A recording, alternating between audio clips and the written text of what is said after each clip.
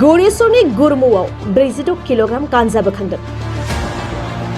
आसाम पुलिसा ड्राग्सनि हेंथायै सिग्रोमनाय हाबाफारि लाबोनाय बायदिनो गौरेश्वर पुलिसा दिनै सोरांसि बुब्लियाव गौरेश्वरनि गुरमुआव गामि रैखाथि हान्जानि मददजों गासै 46 किल'ग्राम गांजा हमनो हायो।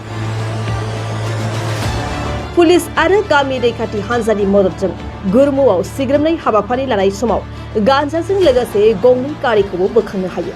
मिन्थिनो मोननाय बादिब्ला AS01 EP 8557 नम्बरनि बेलेन' गारि आरो AS01 FU 6603 नम्बरनि स्कुटियाव गांजा रोगाबाय थानाय समावनो गामि रैखाथि हान्जानि सुबुंफ्रा गारि गंनैखौ लाखिना सिग्रोमनायाव गांजाखौ बोखांनो हायोब्लाबो खोमसिनि खाबु लानानै गांजा लाबोनाय सुबुंफ्रा खारखुमा लांनो हायो। हमनो हानाय गांजानि बेसेना बाजाराव 2 लाख रांनिबो बांसिन जागोन होननानै मिन्थिनो मोननाय जादों। गामि रैखाथि हान्जानि खौरां हरनायाव गौरेश्वर पुलिसा हमनो हानाय गांजाजों लोगोसे गारि गंनैखौ थानायाव लाना थाङो। गौरेश्वरनि गुरमुआव 46 किल'ग्राम गांजा बोखांदों।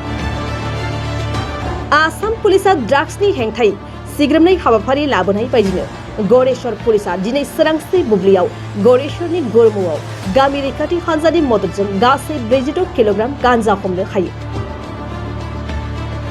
पुलिस आरो गामि रैखाथि हान्जानि मददजों गुरमुआव सिग्रोमनाय हाबाफारि लानाय समाव गांजाजों लोगोसे गंनै गारिखौबो बोखांनो हायो।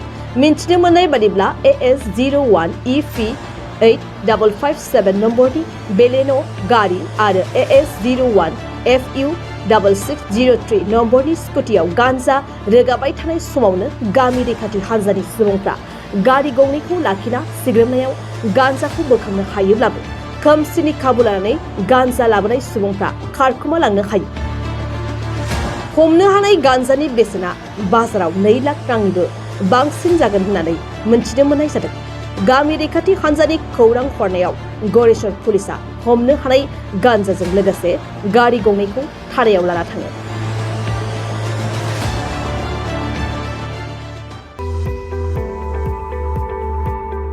गोजौ सोलोंथाइ लानो गोसो जानाय HS आनजाद उथ्रिनाय फरायसाफोरनि थाखाय गोजोनथाव खौरां।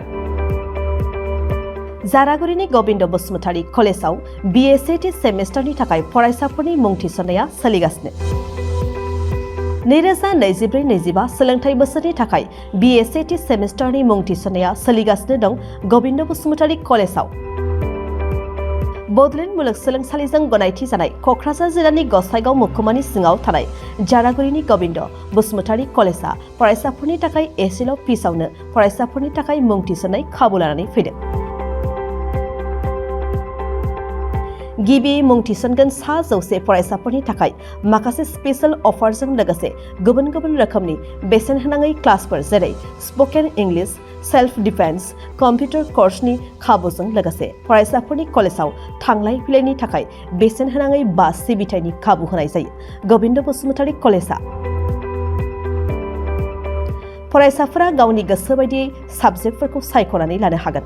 लोगोसे गोबां थाखोनि बिजाबजों बुंफबनाय बिजाब बाख्रिनि खाबुखौबो फरायसाफोरा मोननो हागोन आरो बे खेबनिफ्राय गसाइगाव फरायसालिमानि सिङाव फरायसाफोरा गावनिनो आंगो गबिन्द बसुमतारी फरायसालिमायावनो आनजाद मिरु एबा आनजाद होनो हागोन।